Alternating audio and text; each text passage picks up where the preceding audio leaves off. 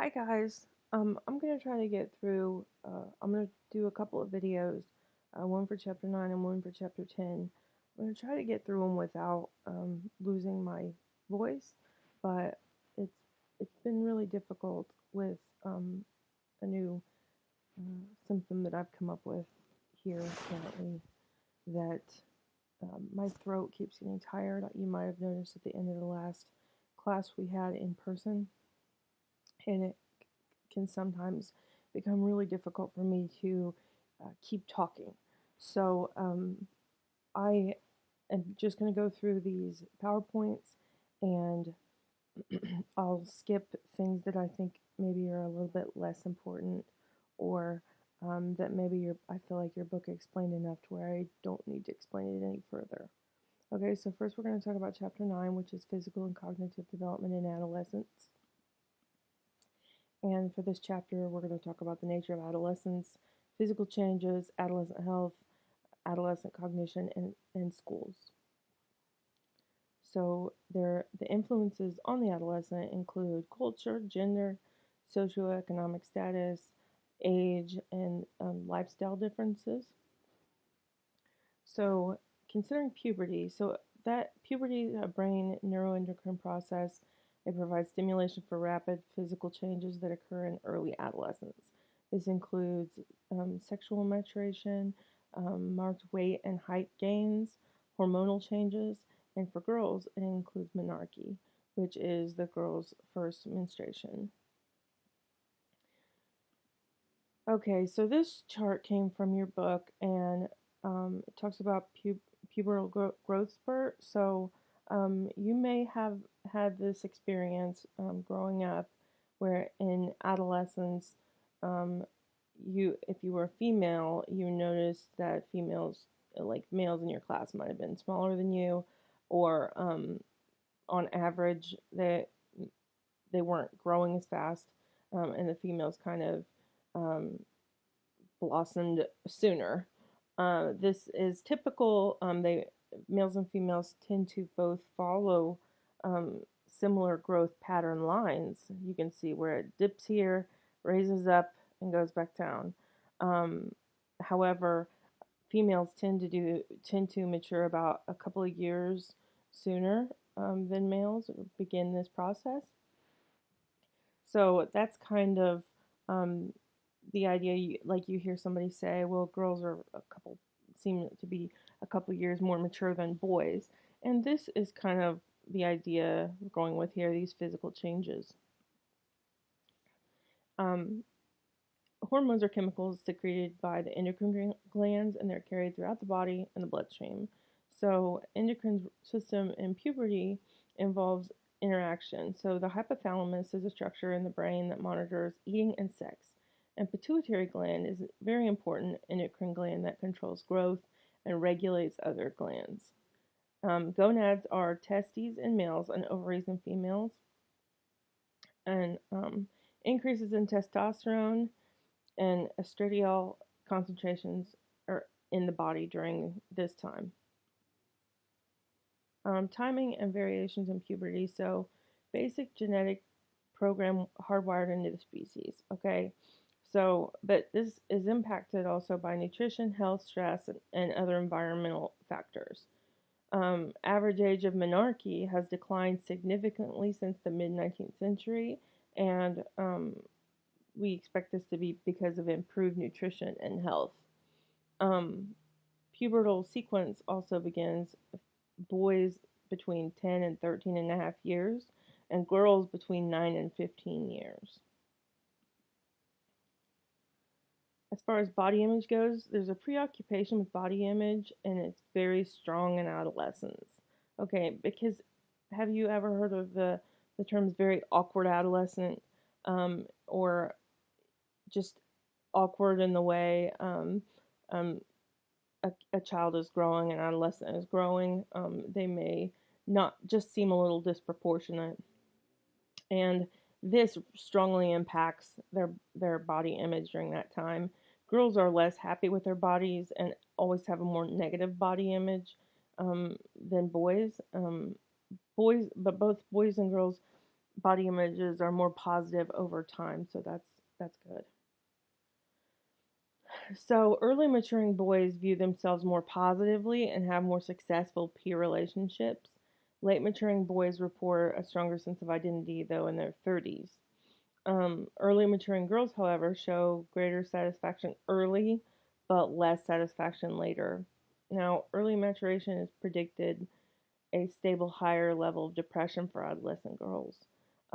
These early maturing girls are more likely to smoke, drink, and be depressed. They're more likely to have eating disorders. They're more likely to struggle for earlier independence, and they're more likely to have older friends. So this is showing the changing adolescent brain. So you have the prefrontal cortex here, right here. So that's the judgment region. It reins in the intense emotions but doesn't finish developing until at least emerging adulthood. So this is decision making right here. So this is not fully developed in adolescence, which is part of the reason where you think adolescents make bad decisions. It's not because they're not taught the right decisions, but this part of their brain is not completely developed here. The corpus callosum, these nerve fibers connect the two hemispheres of the brain. They thicken in adolescence to process information more effectively. The amygdala, this is the limbic system structure that is especially involved in emotion. And the limbic system is a lower subcortical system in the brain that is the seat of emotions and experience of rewards. This system is almost completely developed by early adolescence. So imagine the interaction here between this fully developed or almost fully developed system of emotions, but this not fully developed system of being able to control them. Okay, so this is adolescence. So, as far as physical changes in the brain, there's context-induced plasticity. Certain brain linkages mature earlier than others. Like I said before, the corpus callosum fibers connecting left and right hemispheres becomes thicker and improves information processing in adolescence.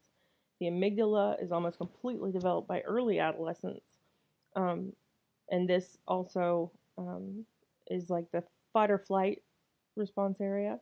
Prefrontal cortex involved in reasoning, decision making, and self control. It matures between approximately 18 to 25 years and has not matured to the point of controlling strong emotions. So this can be very difficult for adolescents to be able to control whenever their brain isn't fully ready to do that, but they now are feeling strong emotions.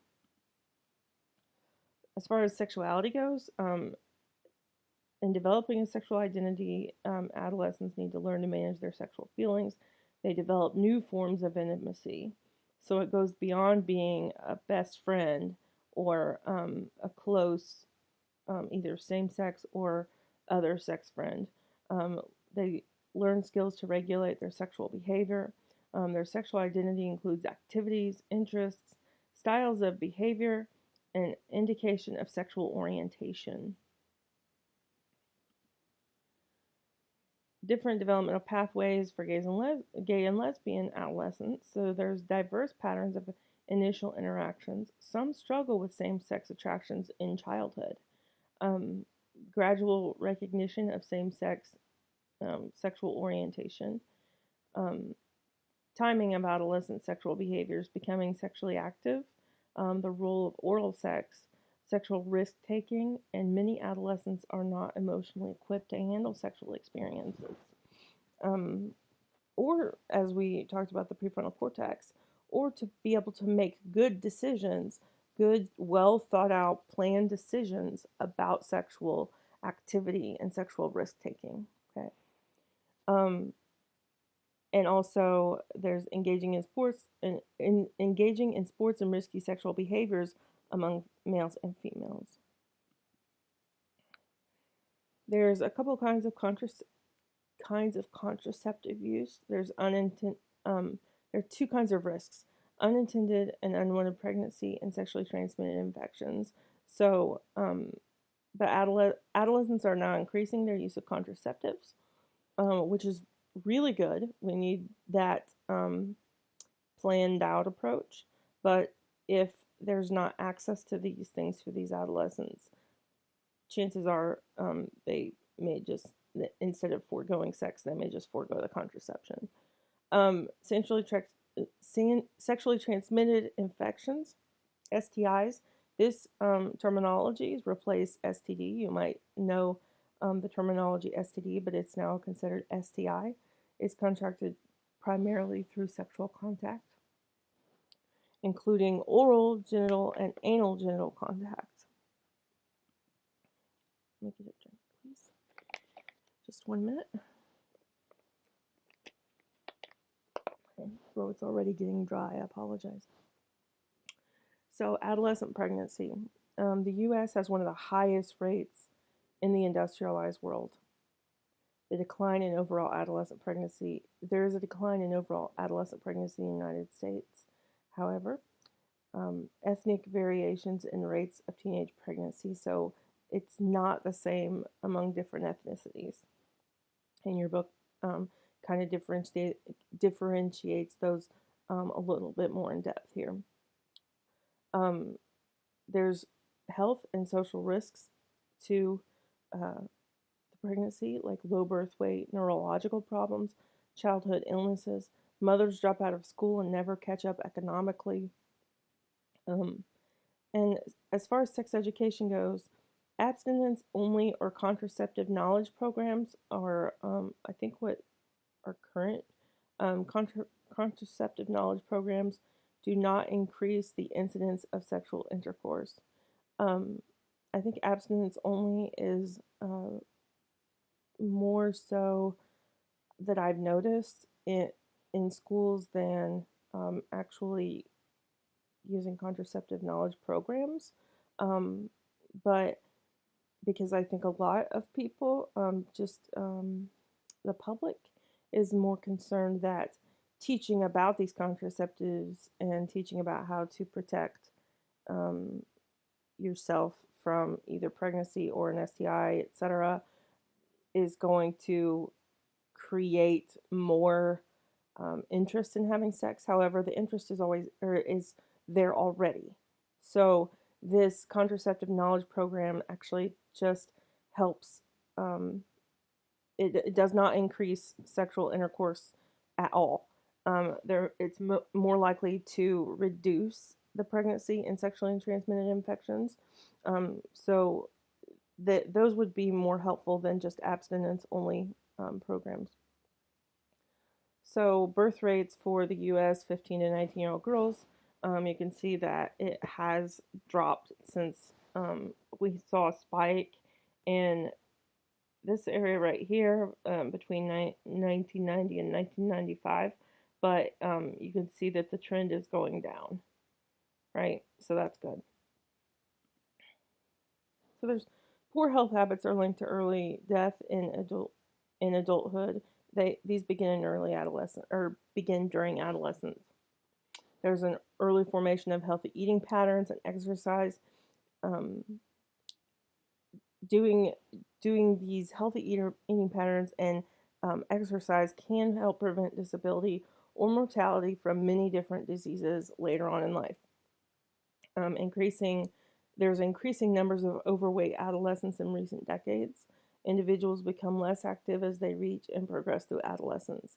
And exercise is linked to positive physical outcomes, as we know.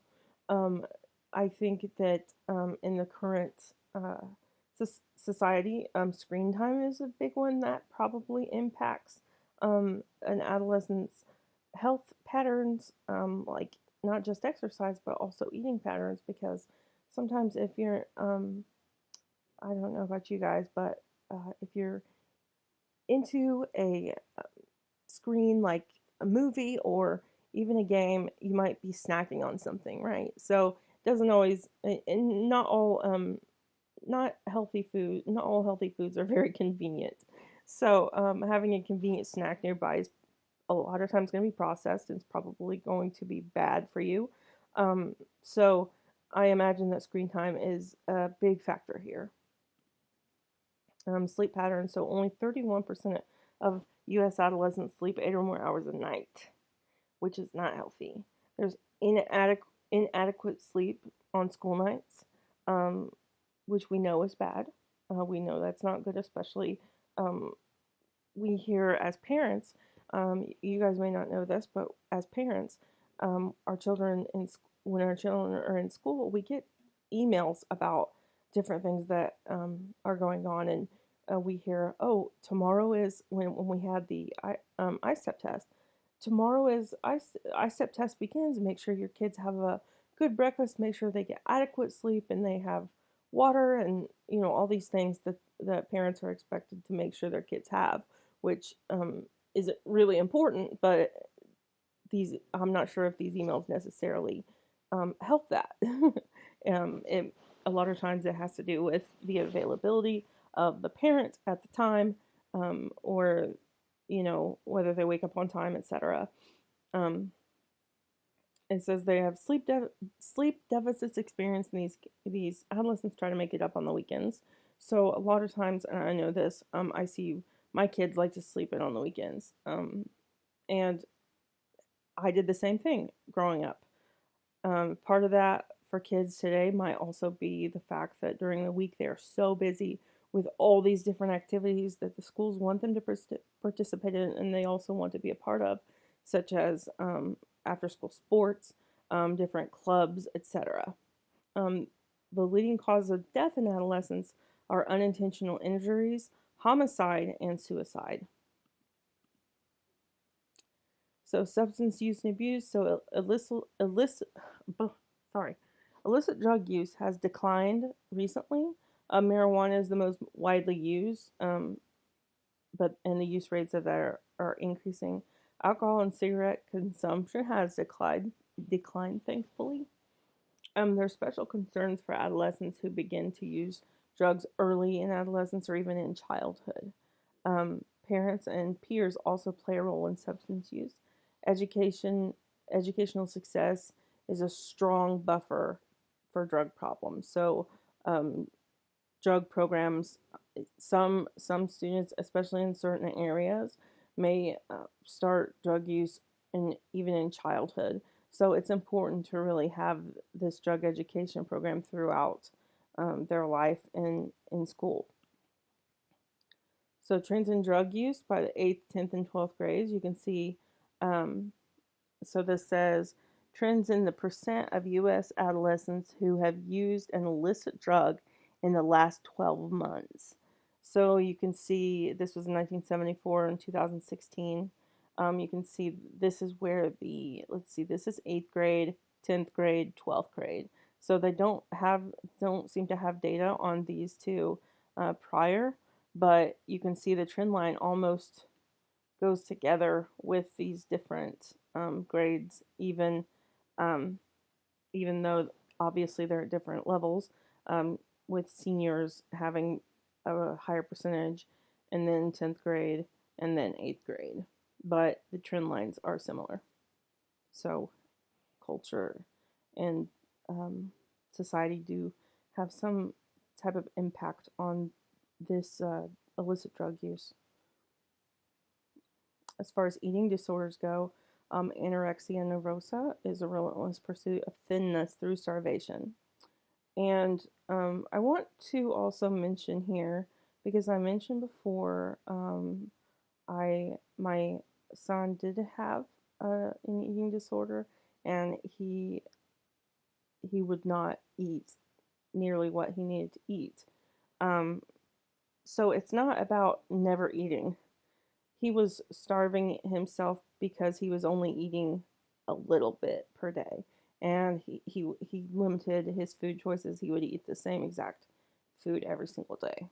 But the main characteristics here are the weight has to be less than 85% of what is considered normal for the person's age and height, and an intense fear of gaining weight that does not decrease with weight loss.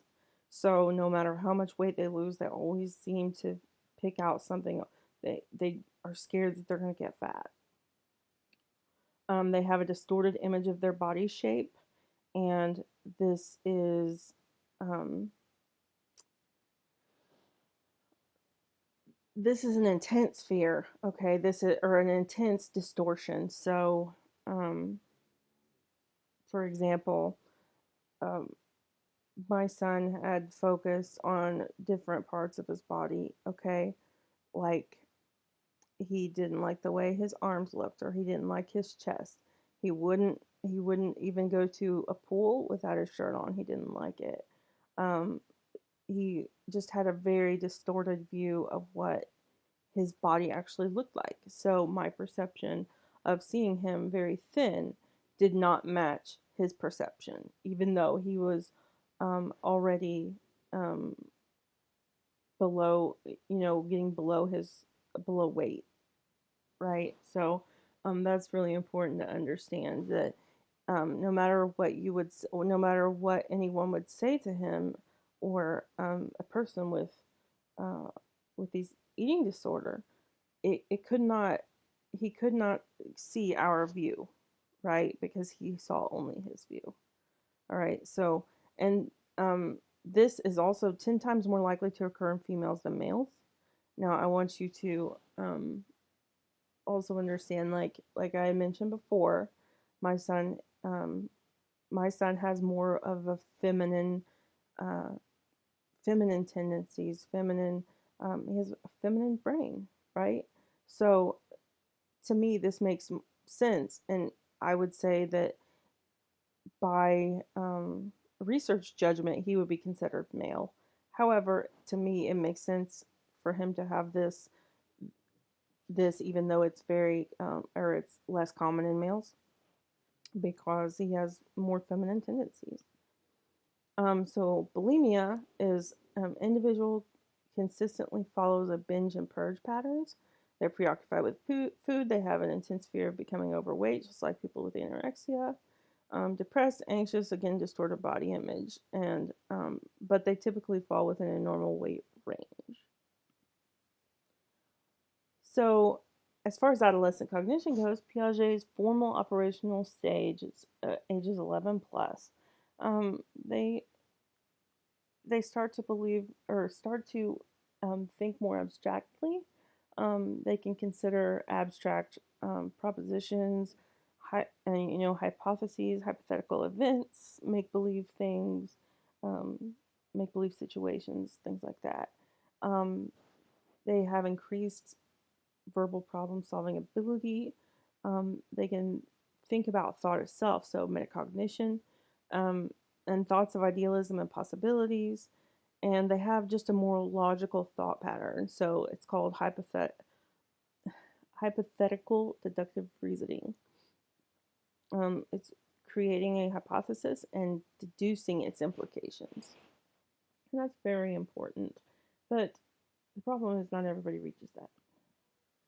So, adolescent egocentrism is a heightened self consciousness of adolescence. Okay, so um, as a parent, I can see this often. Your child thinks, and I think almost all people have this at some point, and I think that's why some of us have like a social fear, social anxiety. Um, it's almost like you're afraid that everybody's going to be staring at you for something. But they have an imaginary audience, so adolescents believe that others are as interested in them as they are themselves. They may have attention-getting behaviors.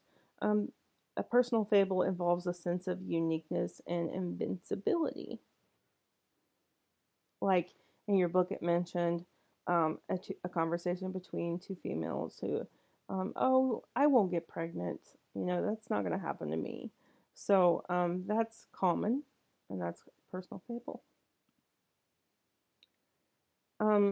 We talked a bit before also about executive functioning, and this is managing one's thoughts to engage in goal-directed behavior and exercise self-control. And there's increased cognitive control and increased decision making. However, like I said, it's not fully developed, but it's developing over this period of time. So the problem is that the emotion center is developed, right? And in childhood, it's not something we think of as problematic here, but we want to try to help executive functioning behaviors. But in adolescence, you've got these emotions that also you begin to or have developed.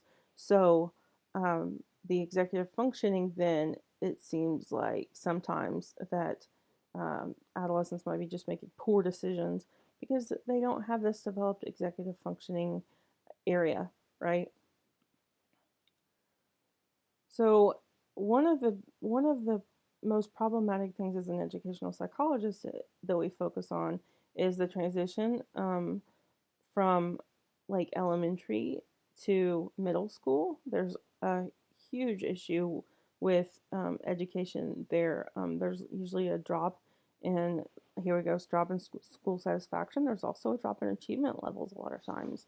It's a very different um, situation. So you come from this elementary classroom where you have this one teacher, and this teacher teaches you all these things, and you get to do fun stuff and um, have recess and things, and then you go into middle school, and it's a completely different situation.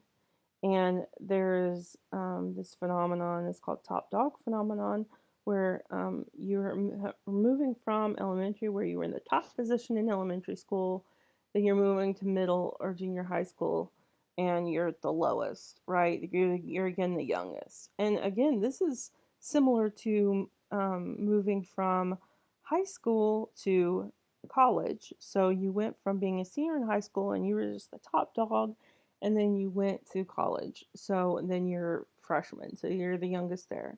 And it's a different situation because at that time you're already an adult and your brain is you're functioning rather well. So it's really difficult for adolescents to adjust to this type of environment, though. Um, Positive elements of transition, though, are feeling more grown up, more subjects to select from, so they can start to pick out their individual interests a little bit more opportunities to spend with peers and locate compatible friends, increased independence from direct parental monitoring, and more intellectually challenging work. So there are positives and negatives to this transition. Um, Effective schools for young adolescents. So schools develop smaller communities that lessen in personality of middle schools. Lower student counselor ratios 10 to 1. Involve parents and community leaders. Integrate several disciplines in a flexible curriculum. Boost students' health and fitness with more programs, and provide public health care. So that would be very ideal. High schools, so critiques include low expectations for success, inadequate standards for learning, lack of pathways to create identity, and that could be very problematic. I know some of you might still not know exactly what you want to do, and that actually isn't overly problematic because I think it transitions throughout your life. Sometimes you do this thing and you master it and you decide you don't want to do it anymore. So you change your mind, and that's okay. Um, but students in high schools are graduating without adequate reading, writing, and math skills, and there's still dropouts that we have to worry about. So that's important to consider. Service learning is kind of, well, to me, it's pretty new. We didn't really have a lot of service learning opportunities in high school. One second. But in college, we have there's all kinds of opportunities in college. But service learning promotes social responsibility and service to the community, which is really important. It takes education out into the community, so it's more authentic, um, and it's linked to higher grades, increased social or increased goal setting, higher self-esteem, and serving as a volunteer in the future. Plus, as I just said, social. So getting out and serving the community helps you make contacts with different members of the community, can foster really important relationships for the future. So Okay, so this concludes the Chapter 9 video. I am going to go ahead and do a separate video for Chapter 10. So if you guys have any questions about this, please don't hesitate to email me.